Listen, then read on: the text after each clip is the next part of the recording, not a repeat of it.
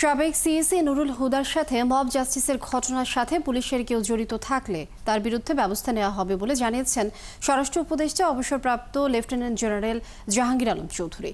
সোমবার বিকালে টাঙ্গাইল জেলা প্রশাসকের সম্মেলন কক্ষে জেলার আইন শৃঙ্খলা ও কৃষি সম্প্রসারণ অধিদপ্তরের কর্মকর্তাদের সাথে মতবিনিময় সভা শেষে সাংবাদিকদের প্রশ্ন জবাবে তিনি এসব কথা বলেন।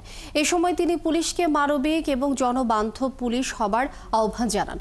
তিনি বলেন, জনগণের পুলিশ হতে পারলেই পুলিশের কলঙ্ক মুছে যাবে। আলোচনা সভায় টাঙ্গাইল জেলা প্রশাসক Sharifa Haque, police super Mizanur Rahman, DDLG Shihab Raihan সহ জেলার বিভিন্ন স্তরের কর্মকর্তারা উপস্থিত ছিলেন। আমরা বলছি যে এই ঘটনা যেন না ঘটে, এটার ব্যাপারে আমরা কঠোর হস্তে দমন করার জন্য আমরা চেষ্টা করে যাচ্ছি। গতকালকে এরকম একটা ঘটনা ঘটছে, এটার জন্য যদি আমাদের বাহিনীও যদি কেউ দায়ী হয়ে থাকে তার বিরুদ্ধে ব্যবস্থা নেওয়া হবে এবং যারা এটা করছে তাদের বিরুদ্ধে ব্যবস্থা নেওয়া হবে।